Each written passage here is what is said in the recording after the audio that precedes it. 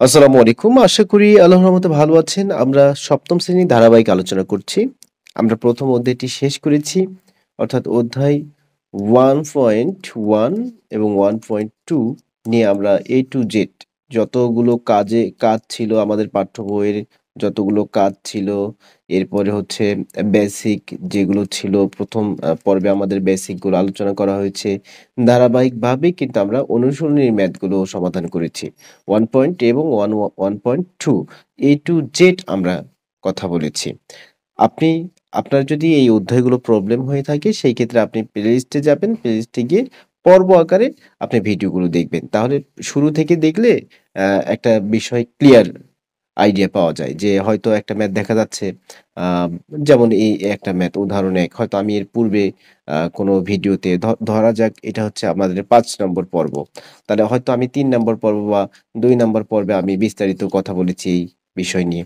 তাহলে যেকোনো চ্যানেল আপনি ফলো করেন না কেন বা যেকোনো স্যারের ক্লাস করেন না কেন, সেই ক্ষেত্রে আপনাকে অবশ্যই শুরু থেকে ওনাকে অনুসরণ করতে হবে।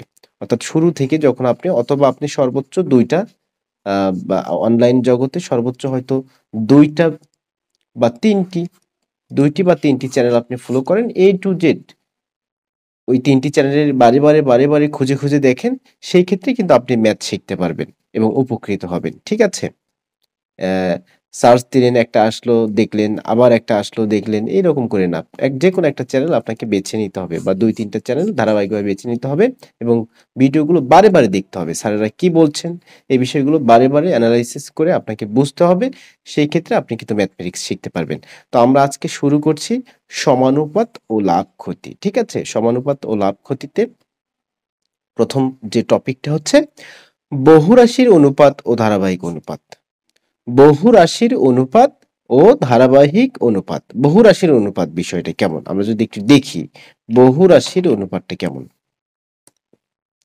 মনে করি একটি বাক্সের দৈর্ঘ্য, প্রস্থ, উচ্চতা ৮ সেন্টিমিটার, ৫ সেন্টিমিটার এবং ৬ সেন্টিমিটার দেওয়া আছে। আমরা জানি একটা বাক্স যদি আমাদের সামনে থাকে এর দৈর্ঘ্য আছে, প্রস্থ আছে আবার উচ্চতাও আছে। এগুলোকে এইভাবে দেওয়া হয়েছে। যেমন দৈর্ঘ্য অনুপাত প্রস্থ অনুপাত আ উচ্চতা ধারাবাহিকভাবে দেওয়া হয়েছে। সংক্ষেপে দৈর্ঘ্য, প্রস্থ, উচ্চতা হচ্ছে ৮, ৫, ৬। এখানে ৩ টি রাশির অনুপাত উপস্থাপন করা হয়েছে। এরূপ ৩ বা ততোধিক রাশির অনুপাতকে বহুরাশিক অনুপাত বলে। তাহলে আমরা বুঝে গেলাম যে যদি ৩ বা ততোধিক রাশির অনুপাত যদি থাকে, সেই ক্ষেত্রে আমরা সেটিকে বলব বহুরাশিক অনুপাত। ঠিক আছে? এখন আসি ধারাবাহিক অনুপাতটা কি? ধারাবাহিক অনুপাতটা যদি আপনি বুঝতে চান, যেমন এখানে উদাহরণস্বরূপ দেওয়া আছে যে পিতা ও আ পুত্র ও পিতার বয়সের অনুপাত হচ্ছে এইটা দেওয়া আছে আপনার। ১৫ অনুপাত হচ্ছে ৪১। মনে রাখবেন ১ম যেটা আছে এটাকে আমরা পূর্ব রাশি বলবো এবং পরে যেটি আছে এটাকে আমরা উত্তর রাশি বলবো। ঠিক আছে? পূর্ব এবং হচ্ছে উত্তর রাশি বা পররাশি কেউ উত্তর পদ বা পরপদ এরকম আমরা বলে থাকি। পররাশি, হ্যাঁ? পররাশিও বলতে পারবেন। আচ্ছা, পূর্ব রাশি এবং হচ্ছে উত্তর রাশি এবং পিতা ও দাদার বয়সের অনুপাত দেওয়া আছে। তার মানে এখানে আমরা যে বিষয়টা দেখলাম এখানে পিতা এবং পুত্র দেওয়া আছে। আমি যদি একটু বোঝাই আপনাকে, এখানে দেওয়া আছে আমাদের পিতা অনুপাত পুত্র, হ্যাঁ? পিতা দেওয়া আছে এবং পুত্র দেওয়া আছে। ওকে, পিতা এবং পুত্র। পিতা এবং পুত্র দেওয়া হচ্ছে ১৫ অনুপাত ৪১। তার মানে ১৫ অনুপাত ৪১ দেওয়া আছে হচ্ছে ১৫ অনুপাত ৪১। ঠিক আছে? এরপরে যদি আমরা দেখি পিতা ও দাদার অনুপাত দেওয়া আছে ৪১/৬৫। পিতা ও দাদা দেওয়া আছে ৪১/৬৫। ওকে? এরপরে দেওয়া আছে পিতা অনুপাত দাদা। দেওয়া আছে কত? ৪১ এবং হচ্ছে আপনার ৬৫। এখন এই যে ২ টা আ বিষয়, এখানে ২ টা বিষয়, এটা হচ্ছে নাম্বার ১, এটা হচ্ছে নাম্বার ২। এই ২ টা বিষয়কে যখন আপনি এনালাইসিস করবেন, দেখেন পিতা কিন্তু কমন। এখানেও পিতা আছে, এখানেও পিতা আছে। সেই ক্ষেত্রে আপনি যে কাজটা করবেন, পিতা আপনি একটাই লিখবেন। পিতা, তারপরে আপনি ধরেন পুত্র, এরপরে ধরেন আপনার হচ্ছে দাদা। তাহলে পিতা বলেন, পিতা, পুত্র, সরি ১ম টা কিন্তু এখানে পুত্র, রাইট? ১ম টা হচ্ছে আমাদের এখানে পুত্র। ১ম টা পুত্র, তারপরেরটা পিতা, হ্যাঁ? ১ম টা পুত্র, এর পরেরটা হচ্ছে পিতা। দেখেন তো এই যে পিতা এবং পিতা এই ২ টা এই ২ টা বিষয় এমনভাবে এখানে আছে যে এইটা হচ্ছে আপনার 41, এইটা হচ্ছে আপনার 41। তার মানে পিতার জায়গায় আপনি 41 দিতে পারেন। ১ম এ পুত্র লেখা আছে, এটা কোনো সমস্যা নাই। কিন্তু এই জায়গায় পিতা কিন্তু একই এবং ১৫ হচ্ছে আপনার পুত্র। এই যে ১৫ হচ্ছে পুত্র এবং আপনার এই যে দাদা, দাদা কত? ৬৫, দাদা ৬৫। যখন এই ৪ টা বিষয়কে মানে টোটালি এখানে ৪ টা ব্যক্তি। ব্যক্তি ৩ টা কিন্তু এক ব্যক্তি ২ জায়গায় চলে গেছে। ১ম টাতেও চলে গেছে, ২য় টাও চলে গেছে। এজন্য এই ২ জায়গায় চলে যাওয়া ব্যক্তিকে আমরা এক জায়গায় কনভার্ট করছি। ঠিক আছে? এখন এই ৩ টা ব্যক্তি হয়ে গেছে এখানে। এগুলোকে এভাবে সাজিয়ে লেখা, এটাই হচ্ছে আপনার মূলত এখানে বলছে ধারাবাহিক অনুপাত। পুত্র, এই যে পুত্র, পিতা এবং হচ্ছে দাদা। তাহলে পুত্র দেখা যাচ্ছে আমাদের ১৫, এরপরে পিতা হচ্ছে ৪১, ৪১ এখানেও আছে, এখানেও আছে ৪১, এরপরে এখানেও আছে ৪১। এগুলো খুবই ভালো করে ১ম এ বেসিক যদি আপনার ক্লিয়ার না থাকে, তাহলে ম্যাথমেটিক্সে যখন ম্যাথমেটিক্স করতে গিয়ে যখন আমি বলব যে পূর্ব রাশি এটা, উত্তর রাশি এটা, তখন আপনি বলবেন, "স্যার এগুলো কই থেকে পাইছে?" হ্যাঁ? তাহলে ১৫, ৪১ এবং ৬৫ এই যে ধারাবাহিকভাবে লিখছে, এটাই হচ্ছে আপনার ধারাবাহিক অনুপাত। এখানে লক্ষণীয় যে ১ম অনুপাতের উত্তর রাশি এবং ২য় অনুপাতের পূর্ব রাশি সমান। ১ম অনুপাতের, এই যে ১ম অনুপাতের উত্তর রাশি এবং এই যে ২য় অনুপাতের পূর্ব রাশি, এটা হচ্ছে সমান। ঠিক আছে? এই কথা বলছে।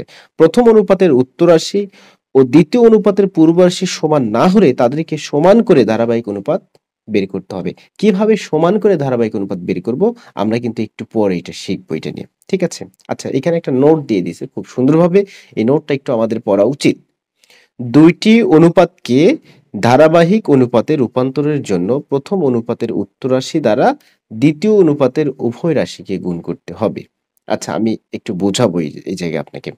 ১ম অনুপাতের উত্তর রাশি দ্বারা মনে রাখবেন, এই যে ধরেন 2:5, তাহলে ১ম অনুপাতের এই যে ধারাবাহিক অনুপাতে যখন আপনি কনভার্ট করবেন, একটু বুঝেন। ধারাবাহিক অনুপাতে যখন আপনি কনভার্ট করবেন, তখন ১ম অনুপাতের উত্তর রাশি, উত্তর মানে কি পরে থাকে, তারা ২য় অনুপাতের যেমন এখানে আছে ৬ এবং হচ্ছে আপনার ৪।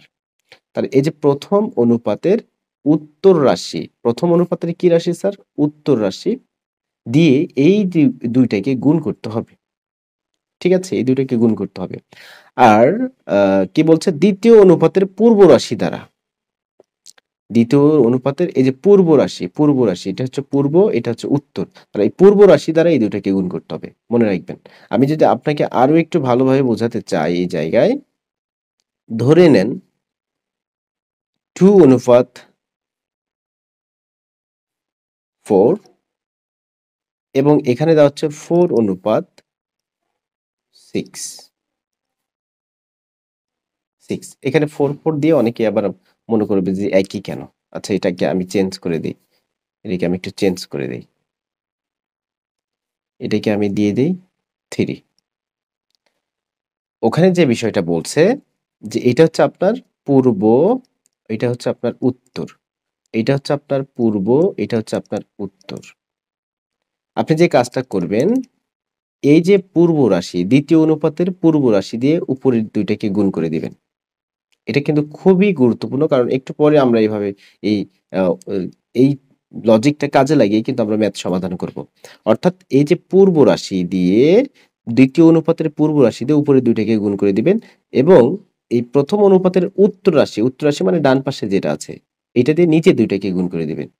২য় অনুপাতকে গুণ করে দিবেন। তার মানে বিষয়টা কেমন হবে? এখানে যদি এই যে পূর্ব রাশি দিয়ে যদি উপরের ২ টাকে গুণ করে দেই, ৩ দুগুণে হবে ৬। আবার এই ৩-৪ এ কত হবে বলেন? ৩-৪ এ হবে ১২। এখন উপরেরটার ডান পাশে যেটা আছে, উত্তর রাশি যেটা আছে, এটার নিচে এগুলোকে গুণ করতে হবে। তার মানে ৩-৪ এ কত হয়? ১২, ৪-৬ ২৪। তাহলে এটাকে যদি আপনি ধারাবাহিক অনুপাতে প্রকাশ করেন, তার মানে ৬, এই ১২ থেকে একটা ১২ লেখেন আর এখানে ২৪। এটাই আসলে মূলত এই জায়গায় বলছে কিন্তু। ঠিক আছে? আমরা আরো অসংখ্য ম্যাথ সমাধান করব। এই যে এখানে বলছে ধারাবাহিক অনুপাতে প্রকাশ করো। তাহলে এখানে প্রথমত দেওয়া আছে কত একটু বলবেন? ৭ অনুপাত দেওয়া আছে ৫। তারপরে কত দেওয়া আছে? ৮ অনুপাত দেওয়া আছে ৯। তাহলে আমরা যদি দেখি এই যে দ্বিতীয় রাশির যেটা পূর্ব পদ যেটা আছে বা দ্বিতীয় অনুপাতের যেটা পূর্ব আছে, এটা দিয়ে আমরা উপরের দুটো গুণ করব। ৭ ৮ কত হয়? ৫৬। এই যে ৮ ৫ ৮ কত হয়? আমি একটু দেখাই এভাবে। এই যে, হ্যাঁ? তাহলে ৭ ৮ ৫ ৮ ৪০। এখন উপরের এই যে উত্তর রাশি দিয়ে আমরা নিচের দুইটাকে গুণ করব। ৫ ৮ ৪০, ৫ নং ৪৫। তাহলে আমরা যদি একটু সুন্দর করে সাজিয়ে লিখি, 56, 40 থেকে একটা 40 লিখবেন আর 45 আছে। এটাই কিন্তু আসলে মূলত এখানে করছে। স্যার, অনেকেই বলবে যে এখানে অনেক ঝামেলা করে করছে। একটু বুঝে দেন, এই জায়গাটা একটু বুঝে দেন। ঠিক আছে, আপনার আম এই বিষয়টা আমরা বুঝছি। এটা আপনি বুঝাইছেন, এটা আমি বুঝছি। কিন্তু এই যে উদাহরণ একটা এখানে তারা যেভাবে করছে এটা একটু বুঝে নেন। কিভাবে করছে একটু দেখেন। ১ম অনুপাত, ওকে? ১ম অনুপাত লিখছে। তার মানে এটাকে আপনি ৭/৫ লিখতে পারবেন। মনে রাখবেন অনুপাত যেমন x অনুপাত y, এটাকে আপনি x/y আকারে লিখতে পারবেন। তার মানে 7 অনুপাত 5, তার মানে 7/5 আকারে লিখতে পারবেন। এখন কি করছে? দেখেন তো, 7/5। এই জায়গায় যদি আপনি খেয়াল করেন,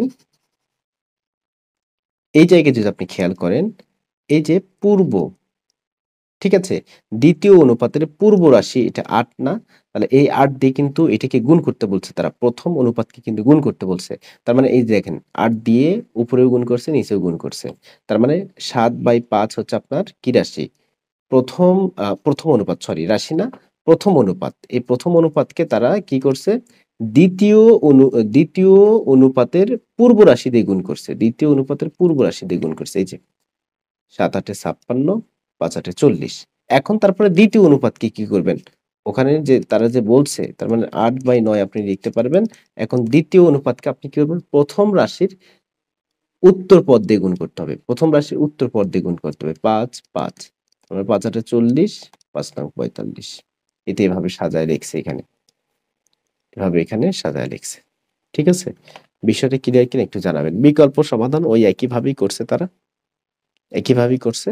কিন্তু তারও আরো বিকল্প সমাধান যদি আপনি আরো বিকল্প সমাধান লিখতে পারেন, তাহলে ১ম অনুপাত লিখবেন এভাবে। ১ম অনুপাত এভাবে লিখবেন। তারা এভাবে গুণ করে দেখাইছে। কিন্তু আমরা অতটা ইয়ে করব না। ১ম অনুপাত দেওয়া আছে 7 5। দ্বিতীয় অনুপাত দেখবেন, দ্বিতীয় অনুপাত দেখবেন এখানে লেখা আছে ৮ এবং হচ্ছে ৯। তাহলে আমরা এভাবে সমান দিব। এখন এই নিচেরটা দিয়ে এই যে ৮ দিয়ে ৭ ৮ ৫৬, ঠিক আছে? আর ৮ ৫ ৮ ৪০। এরপরে এখন ৫ দিয়ে নিচের ২ টাকে গুণ করে দেব। উপরেরটাকে যখন ১ম অনুপাতকে যখন গুণ করব, নিচেরটার শুরুটা দিয়েই গুণ করব। অর্থাৎ পূর্ব দিয়ে গুণ করব। আর নিচের ২ টাকে যখন গুণ করব, এটা পর দিয়ে গুণ করব। এই যে পর। মানে পরে গিয়ে পরে গুণ করলে এই পর দিয়ে গুণ করব। উপরের পর দিয়ে নিচের ২ টাকে গুণ করব। তার মানে ৫ ৮ ৪০ আর ৫ নং হচ্ছে ৪৫। তাহলে এখান থেকে আপনি সাজায় লেখেন ৫৬, এরপরে ৪০ একটা লিখে ফেলেন আর এখানে আছে ৪৫। ঠিক আছে? এই হচ্ছে আপনার মোটামুটি এই জায়গায়। এরপরে আমরা এখানে কাজগুলো সমাধান করব। ১ম যদি কাজ আছে এগুলো ধারাবাহিক অনুপাতে আমরা প্রকাশ করব। ১ম অনুপাত দেওয়া আছে ১২ ১৭ ৫ ১২। মনে রাখবেন ১২ ১৭ ৫ ১২। ১২ ১৭ ১২ ১৭ আর হচ্ছে আপনার ৫ ১২। ১২ ১৭ এবং ৫ ১২। এটা হচ্ছে আমাদের ১ নাম্বার। আমরা কিভাবে সমাধান করব? আমরা একটা যদি ভালোভাবে শিখি, হ্যাঁ? তাহলে বাকিগুলো আমরা নিজেরাই করতে পারব। তাহলে আমরা লিখবো, এখানে লিখবো যে ১ম অনুপাত, ১ম অনুপাত, ১ম অনুপাত, ওকে? ১ম অনুপাত কত দেওয়া আছে? ১২:১৭। দ্বিতীয় অনুপাত কত দেওয়া আছে? দ্বিতীয় অনুপাত আমাদের দেওয়া আছে 5:12। আমরা এখন যে কাজটা করব, যখন আমরা ১ম অনুপাতকে গুণ করব, দ্বিতীয় অনুপাতের পূর্ব রাশি দিয়ে গুণ করব, অর্থাৎ ৫ দিয়ে গুণ করব। তাহলে ৫ ১২ কত হবে বলেন? ৫ ১২ হবে ৬০। এবার ৫ ১৭ কত হবে বলেন? ৫ ১৭ হবে ৮৫। ঠিক আছে? এখন দ্বিতীয় অনুপাতকে যখন গুণ করব, তখন ১ম অনুপাতের উত্তর রাশি দিয়ে গুণ করব। এটা হচ্ছে আমাদের উত্তর রাশি। এই যে ৫ ১৭ কত হবে? ৮৫ আর ১৭ ইন্টু ১২। তাহলে আমরা যদি ১৭ ইন্টু ১২ করি, সেই ক্ষেত্রে আমরা পাবো এখানে ২০৪। তাহলে এখন আমরা লিখব, ওই আগেরটার মতোই আমরা লিখব যে এখানে ধারাবাহিক অনুপাত ২ টির অতএব আমরা যদি একটু লিখি, অতএব অনুপাত দুইটির ধারাবাহিক অনুপাত। তাহলে ধারাবাহিক অনুপাত আমরা প্রথমে কি দেওয়া আছে আমাদের এখানে? প্রথমে 60 পাইছি আমরা। এরপরে এই দুইটা থেকে একটা লিখবো 85, এরপর আমরা পাইছি 204। এই হচ্ছে আমাদের এটা শেষ। এরপরে যে আমরা নেক্সট কোশ্চেনটা দেখি, 2 নাম্বার কোশ্চেনটা যদি এখানে দেখি, 23, 11, 7, 13। 23, 11, 7, 13, ঠিক আছে? 23, 11, 7, 13 একটু লিখে নেই। 23 অনুপাত 11, 7 অনুপাত 13। এটাকে আমরা এখন সলভ করব। ঠিক আছে? তাহলে আমরা যদি দেখি প্রথম অনুপাত আমাদের কি দেওয়া আছে এটা একটু লিখব। প্রথম অনুপাত কি দেওয়া আছে? প্রথম অনুপাত দেওয়া আছে 23 অনুপাত 11। এরপরে দ্বিতীয় অনুপাত দেওয়া আছে আমরা যদি দেখি 7 অনুপাত 13। 7 অনুপাত 13 আপনি এভাবেই করবেন, ঠিক আছে? এখন আমাদের কাজ হচ্ছে গুণ টুনগুলো করে দেওয়া। তাহলে গুণ কেমনে করব? প্রথম অনুপাতকে যখন গুণ করব এই 7 দিয়ে গুণ করব, অর্থাৎ পূর্ব রাশি দিয়ে গুণ করব। তাহলে 7 23, তাহলে 7 23 গুণ করলে আমাদের হবে 161। 3 7 21 এর 1, হাতে পড়ে 2, 7 দুগুণে 14, 15 16। এখন 7 দিয়ে 11 কে গুণ করলে হবে 7 11 77। এরপরে আমরা যদি নিচে দ্বিতীয় অনুপাতকে যদি গুণ করি, তাহলে দ্বিতীয় অনুপাতকে গুণ করলে 11 দিয়ে গুণ করতে হবে। 11 দিয়ে এটা দিয়ে গুণ করতে হবে 7 11 77 আর 11 ইন্টু 13। তাহলে 11 ইন্টু 13, 11 ইন্টু 13 করলে হবে 143। একটু আমরা গুণ করে ফেলবো। 11 ইন্টু 13, ঠিক আছে? আমরা যদি দেখি 11 ইন্টু 13, এই হচ্ছে আমাদের 143। এই হচ্ছে আমাদের 143, ঠিক আছে? তাহলে অতএব এই যে কথাটা, এই কথাটাই লিখবো। অতএব অনুপাত দুইটির ধারাবাহিক অনুপাত। অতএব অনুপাত দুইটির ধারাবাহিক অনুপাত। ধারাবাহিক অনুপাত কত? 161 পাইছেন প্রথমত, এরপরে 77 পাইছেন, একটা লিখবেন দুইটা থেকে, এরপরে পাইছেন 143। এইটাই, ঠিক আছে? এরপরে নেক্সট যেটা আমরা দেখব, নেক্সট দেওয়া আছে 19 25 9 17। 19 25 9 17, 19 25 9 17, ঠিক আছে? 19 25 9 17। ওকে, তাহলে প্রথম অনুপাত 19 অনুপাত 25, দ্বিতীয় অনুপাত 19 25 9 17। আমি আর একবার ক্লিয়ার হই, 19 25 9 17, ঠিক আছে? এখন আমাদের প্রসেসিংটা আগের মতোই। প্রথম অনুপাতকে যখন গুণ করব 9 দিয়ে গুণ করব, 9 19 আমরা পাবো হচ্ছে 171। এগুলো একটু আমাদের ইন্ডিভিজুয়ালি গুণ করতে হবে। 9 25, এরপর আমরা যদি 9 25 গুণ করি সেই ক্ষেত্রে আমরা পাবো 225। কি পাবো?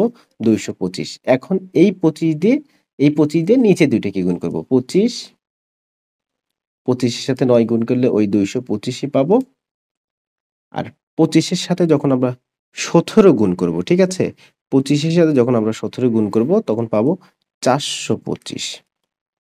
25 এর সাথে 17 গুণ করলে কত পাবো? 425 পাবো, ঠিক আছে? আমরা যদি একটু আসলে দেখি এগুলো অনেকেই